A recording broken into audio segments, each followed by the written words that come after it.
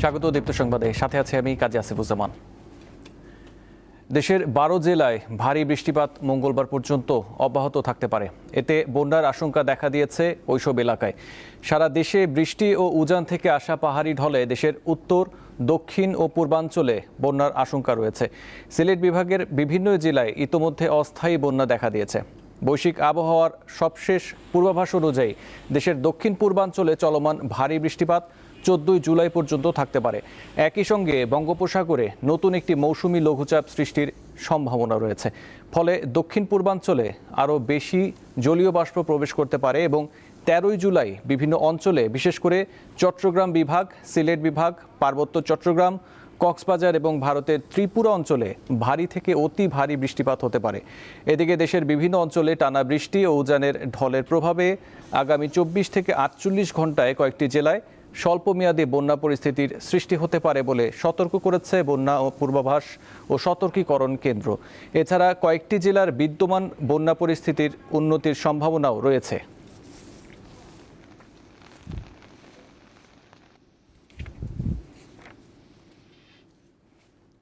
ভারী বৃষ্টি ও পাহাড়ি ঢলে বিপর্যস্ত চট্টগ্রাম, কক্সবাজার ও পার্বত্য অঞ্চল। এই কারণে চট্টগ্রাম বোর্ডের আজকের এইচএসসি ও সমমানের পরীক্ষা স্থগিত করেছে কর্তৃপক্ষ। এদিকে সাজেকে আটকে পড়া পর্যটকদের উদ্ধার করা হয়েছে। এছাড়া বান্দরবানে আগামী 15 জুলাই পর্যন্ত সব পর্যটন কেন্দ্র বন্ধ ঘোষণা করেছে জেলা প্রশাসন। ভারী বৃষ্টি ও পাহাড়ি ঢলে বিপর্যস্ত হয়ে পড়েছে চট্টগ্রামের বিভিন্ন এলাকা। বন্যা পরিস্থিতির কারণে চট্টগ্রাম শিক্ষা বোর্ডের শনিবারের এইচএসসি পরীক্ষা স্থগিত করা হয়েছে।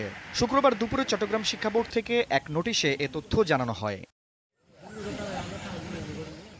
অন্যদিকে সাঙ্গু ও ঢোলু নদীর পানি বেড়ে চট্টগ্রামের সাতকানিয়ার অন্তত 17টি ইউনিয়ন ও পৌরসভার নিম্নাঞ্চল প্লাবিত হয়েছে। বন্যার পানি প্রবেশ করেছে সাতকানিয়া আদালত ও উপজেলা পরিষদ চত্বরে। এদিকে বাঁশখালীতে পাহাড়ি ঢলে ভেসে 2 শিশুর মৃত্যু হয়েছে।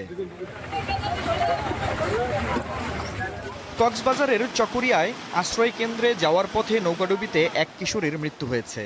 চকরিয়া, পেকুয়া ও মাতামুহুরী উপজেলার সড়ক ও মহাসড়কের উপর পানি ওঠায় স্বাভাবিক জীবনযাত্রা স্থবির হয়ে পড়েছে। অনেক এলাকায় বিচ্ছিন্ন রয়েছে বিদ্যুৎ। চকরিয়া তো ব্যাগ জায়গা ডুবি গিয়ে মাঝে মাঝে এমন অবস্থা গাড়ি ঘুরে চলে নেওয়ার তরি তরকারি কিনে নেওয়ার, মাছ কিনে নেওয়ার, মানুষে সুন্দর করে হাঁড়ি নেওয়ার মানুষে তাহলে ইনল্লাহ বলে আরো বেশি দুর্ভোগ করে গিয়ে আজকে সারাদিন খাই নাই আমরা, কি করছি বুঝিনি। রাত্রে পানি উঠে গেছে, চুলোর মধ্যে আগুন ধরাতে পারিনি। এগুলো নিয়ে ভবনের মধ্যে কোন রকমের খাইয়ে বাঁচতে হবে আমাদের।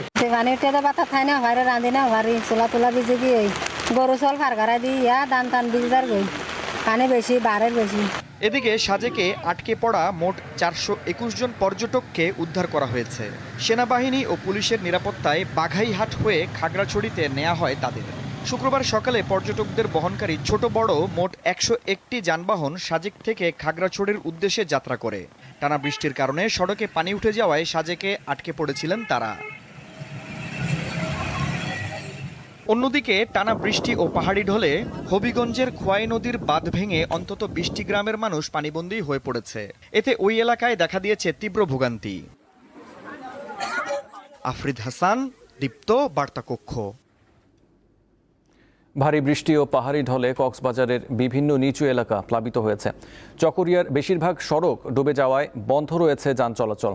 এই বিষয়ে আরও জানাতে যোগ দিচ্ছেন সহকর্মী হারুনুর রশিদ। কথা বলবো তার সাথে। হারুন, সবশেষ কি পরিস্থিতি দেখছেন? প্রশাসনের পক্ষ থেকে কি পদক্ষেপ নেওয়া হয়েছে, আমাদের বিস্তারিত জানান।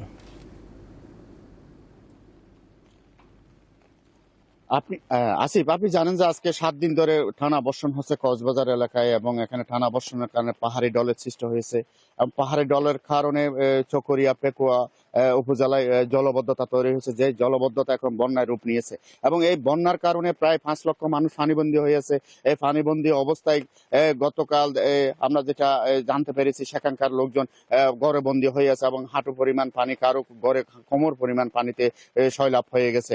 এই অবস্থায় কক্সবাজার কক্সবাজারের প্রায় এই মুহূর্তে 5 লক্ষ মানুষ পানিবন্দী হয়ে থাকার কারণে সেখানকার জনজীবন বিপর্যস্ত হয়ে গেছে, জনজীবনের দুর্বিষহ অবস্থা তৈরি হয়েছে এবং সেখানকার মানুষ এমনকি রান্না করে যে ভাত খাবে বা খাবার খাবে সেই পরিস্থিতি এখনো নাই।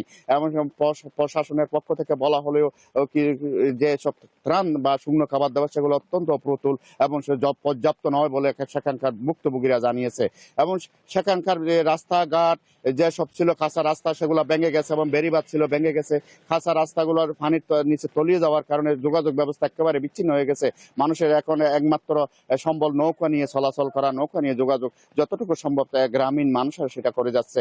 কিন্তু আমরা জেলা প্রশাসক আব্দুল মান্নানের সাথে কথা বলছিলাম, তিনি যেটা জানিয়েছে কক্সবাজারের 760টি সাইক্লোন সেন্টার প্রস্তুত রাখা হয়েছে এবং 22টি সাইক্লোন সেন্টারে মানুষ আশ্রয় নিয়েছে বলে জানিয়েছে এবং সেখানে ত্রাণ পাঠানো হয়েছে, শুকনো খাবার পাঠানো হয়েছে এবং 30 লক্ষ টাকা তাদের জন্য রাখা হয়েছে এবং 750 মেট্রিক টন চাল তাদের বিতরণের জন্য বরাদ্দ করা হয়েছে বলে জেলা প্রশাসনের পক্ষ থেকে জানানো হয়েছে। আর তিনি যেটা জানিয়েছেন গত 7 দিনে প্রায় 700 মিলিমিটার বৃষ্টিপাত রেকর্ড করা হয়েছে, যেটা গত বছরের 1 মাসের বৃষ্টিপাতের সমান বলে তিনি সেটা জানিয়েছেন।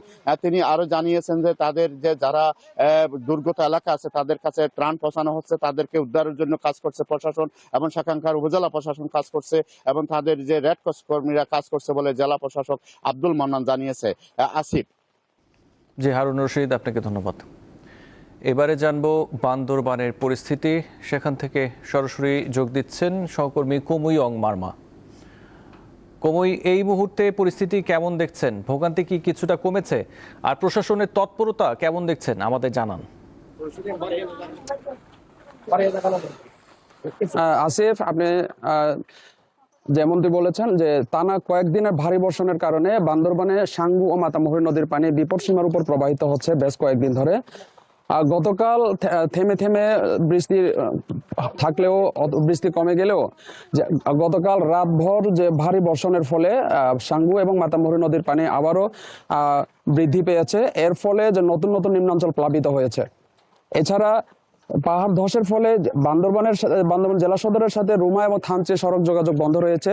এর পাশাপাশি নিম্নাঞ্চল যে সড়ক তলিয়ে যাওয়ায় যে বান্দরবানের সাথে চট্টগ্রামের যে সড়ক যোগাযোগ সেটিও বন্ধ রয়েছে এবং জেলা সদরে এই বন্যা দুর্গতদের জন্য 220টি আশ্রয় কেন্দ্র খোলা হয়েছে। সেই আশ্রয় কেন্দ্রগুলোতে প্রায় 10,000-এরও বেশি মানুষ আশ্রয় নিয়েছে এবং জেলা প্রশাসনের পক্ষ থেকে বৈরী আবহাওয়ার কারণে ঝুঁকি থাকায় যে বান্দরবানের যেসব পর্যটন কেন্দ্র রয়েছে, পর্যটন কেন্দ্রগুলোকে যদিও 10 তারিখের মধ্যে খোলার কথা থাকলেও সঙ্গত কারণে যে আবারও 15 তারিখ পর্যন্ত বৃদ্ধি করা হয়েছে সময়। আসিফ, এই ছিল বন্যা নিয়ে বান্দরবান থেকে সর্বশেষ পরিস্থিতি। জি, কমুই অং মারমা, আপনাকে ধন্যবাদ। সারা দেশে বন্যা দুর্গত মানুষের পাশে দাঁড়াতে প্রশাসন ও দলীয় নেতাকর্মীদের প্রতি নির্দেশ দিয়েছেন প্রধানমন্ত্রী তারেক রহমান। গতকাল প্রায় সারা দিন প্রধানমন্ত্রী বন্যা কবলিত ও বন্যায় ক্ষতিগ্রস্ত বিভিন্ন জেলার জেলা প্রশাসক, পুলিশ সুপার এবং সিভিল সার্জনদের সঙ্গে কথা বলে সার্বিক পরিস্থিতির খোঁজ খবর নেন। এই সময় দুর্যোগ ব্যবস্থাপনা ও ত্রাণ মন্ত্রণালয় সহ সংশ্লিষ্ট মন্ত্রণালয়ের মন্ত্রী, সচিব এবং বিভিন্ন পর্যায়ের কর্মকর্তাদের সঙ্গেও কথা বলেন তিনি। উদ্ধার কার্যক্রম, ত্রাণ, চিকিৎসা ও পুনর্বাসন কার্যক্রম আরও সমন্বিত ও কার্যকরভাবে পরিচালনার জন্য প্রয়োজনীয় দিক নির্দেশনা দেন প্রধানমন্ত্রী। প্রধানমন্ত্রীর অতিরিক্ত প্রেস সচিব আতিকুর রহমান রুমন এসব কথা জানান।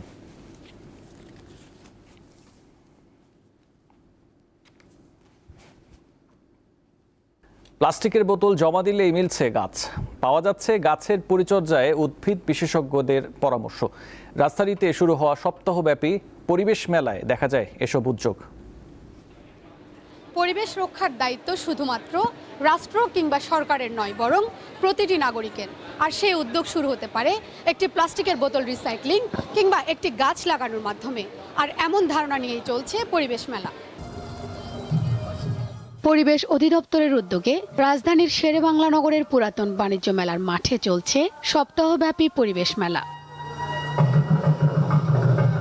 মেলার শেষ প্রান্তে সবচেয়ে বেশি ভিড়, যেখানে ব্যবহার শেষে ফেলে দেওয়া প্লাস্টিকের বোতল জমা দিলে মিলছে একটি গাছের চারা। আয়োজকদের বিশ্বাস, এমন উদ্যোগ নাগরিকদের পরিবেশ বান্ধব অভ্যাস গড়তে উৎসাহ দেবে। খালি বোতল যেটা আসলে আমরা ময়লা হিসেবেই ফেলে দিচ্ছি, তারা এটা কালেক্ট করতেছে, এটার বিনিময়ে তারা একটা করে গাছ দিচ্ছে আর কি।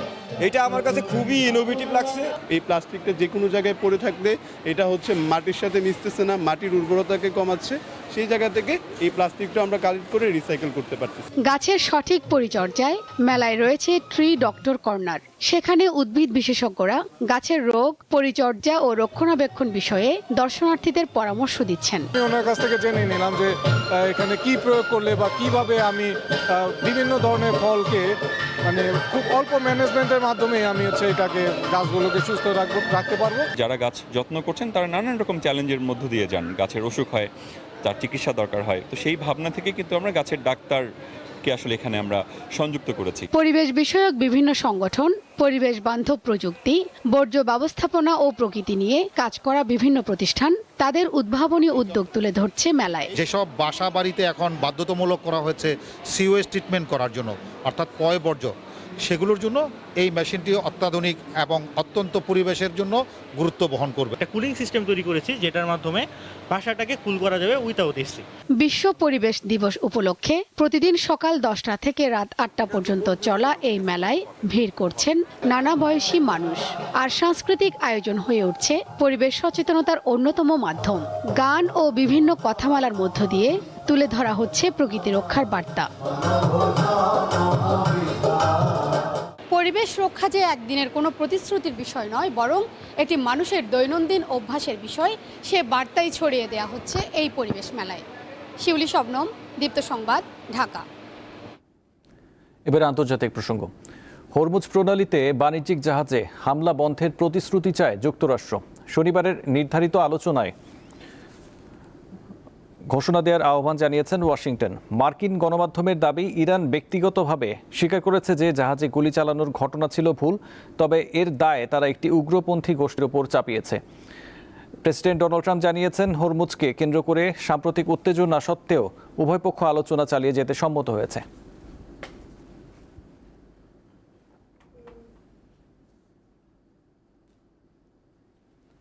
লেবার পার্টির নেতা নির্বাচনে নিরঙ্কুশ সমর্থন পেয়ে যুক্তরাজ্যের পরবর্তী প্রধানমন্ত্রী হওয়ার পথে অনেকটাই এগিয়ে গেছেন অ্যান্ডি বার্নহ্যাম। দলটির অধিকাংশ এমপির সমর্থন পাওয়ায় বর্তমান প্রধানমন্ত্রী কিয়ার স্টারমারের উত্তরসূরি হিসেবে তার দায়িত্ব গ্রহণ এখন প্রায় নিশ্চিত। বৃহস্পতিবার মনোনয়ন প্রক্রিয়ার প্রথম দিনেই বার্নহ্যাম জানান, লেবার পার্টির 403 জন সংসদ সদস্যের মধ্যে 322 জন তার পক্ষে মনোনয়ন দিয়েছেন। দলীয় নেতৃত্বের জন্য আনুষ্ঠানিকভাবে মনোনয়ন নিশ্চিত করতে তার প্রয়োজন আর মাত্র একটি সমর্থন।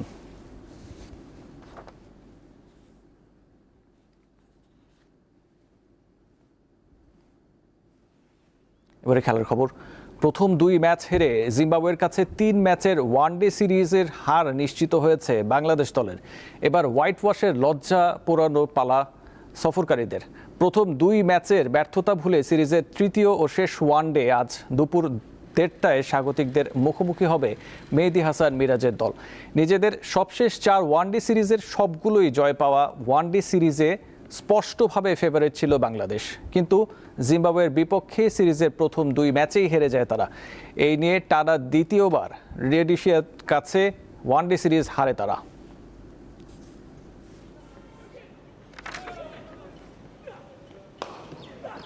ফুটবল বিশ্বকাপ 2026।